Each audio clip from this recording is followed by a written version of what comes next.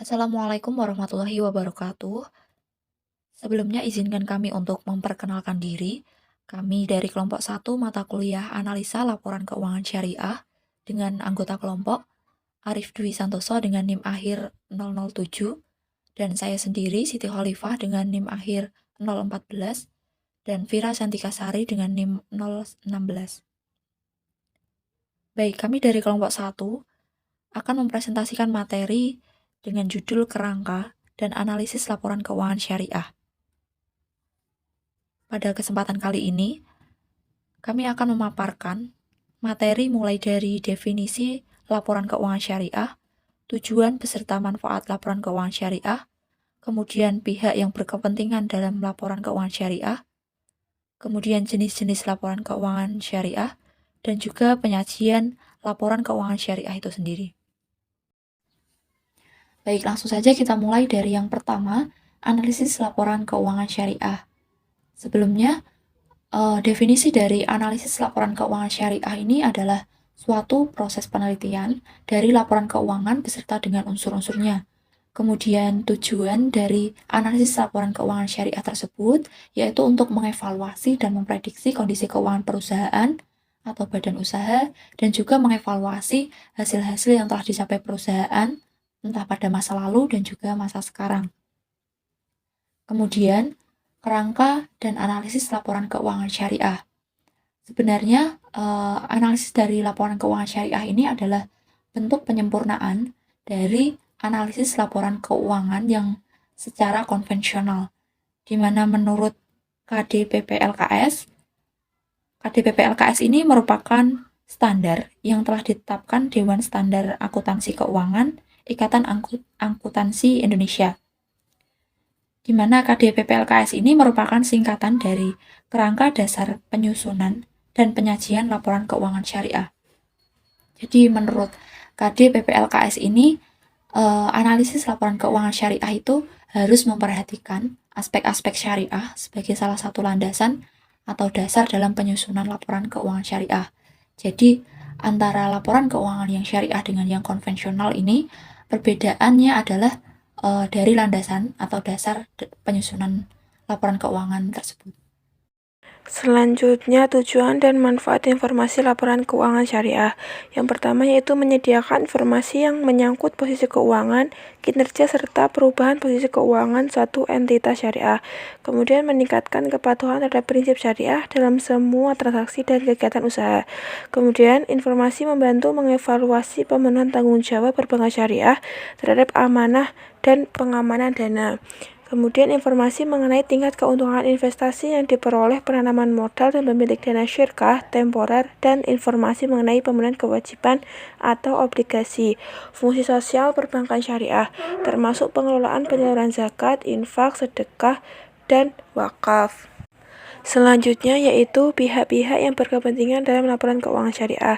Yang pertama ada investor, yaitu mereka yang membutuhkan informasi untuk menentukan apakah harus membeli, menahan, atau menjual investasi tersebut. Kemudian ada pemberi dana kord, yaitu informasi keuangan memungkinkan mereka untuk memutuskan apakah dana kord dapat dibayar pada saat jatuh tempo.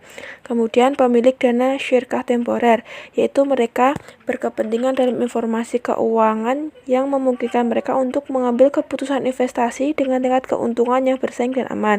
Kemudian, pemilik dana titipan, yaitu informasi keuangan memungkinkan mereka untuk memutuskan apakah dana titipan dapat diambil setiap saat. Kemudian, pembayar dan penerima zakat, infak, sedekah, dan wakaf, yaitu mereka berkepentingan akan informasi mengenai sumber dan penyaluran dana tersebut. Selanjutnya itu pengawasan syariah, yaitu berkepentingan dengan informasi tentang kepatuhan pengelola entitas syariah akan prinsip syariah. Kemudian ada karyawan dengan kelompok-kelompok yang mewakili mereka tertarik pada informasi mengenai stabilitas dan profitabilitas entitas syariah. Selanjutnya yaitu pemasok dan mitra usaha lainnya. Informasi laporan keuangan memungkinkan mereka untuk memutuskan apakah jumlah yang terhutang akan dibayar pada saat jatuh tempo. Kemudian mitra berkepentingan pada entitas syariah dalam tenggang waktu yang lebih pendek daripada pemberi pinjaman Qard, kecuali kalau sebagai pelanggan utama mereka tergantung pada kelangsungan hidup entitas syariah. Selanjutnya yaitu ada pelanggan berkepentingan dengan informasi mengenai kelangsungan hidup entitas syariah, terutama kalau mereka terlibat dalam perjanjian jangka panjang dengan atau tergantung pada entitas syariah.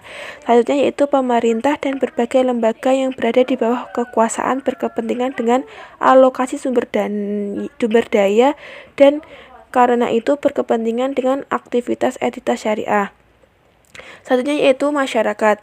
Laporan keuangan dapat membantu masyarakat dengan menyediakan informasi kecenderungan atau tren yang berkembang terakhir kemakmuran entitas syariah serta rangkaian aktivitasnya. Kemudian jenis-jenis laporan keuangan syariah. Terdapat neraca, laporan laba rugi, laporan arus kas, laporan perubahan ekuitas, laporan perubahan dana entitas terikat, laporan sumber dan penggunaan dana zakat, infak, dan sedekah, laporan sumber dan penggunaan dana Qardul Hasan, kemudian yang terakhir yaitu catatan atas laporan keuangan. Kemudian selanjutnya yaitu penyajian laporan keuangan syariah. Yang pertama, laporan laba rugi. Laporan laba rugi, laporan yang menyajikan informasi keuangan untuk mengetahui apakah lembaga keuangan mengalami keuntungan ataupun kerugian. Kemudian laporan neraca, yaitu setiap item yang terdapat pada laporan neraca di perbankan syariah meliputi aktiva, liabilitas, investasi, tidak terikat, serta modal atau ekuitas. Kemudian laporan perubahan ekuitas, yaitu laporan ikhtisar dari perubahan pemilik yang terjadi selama periode tertentu.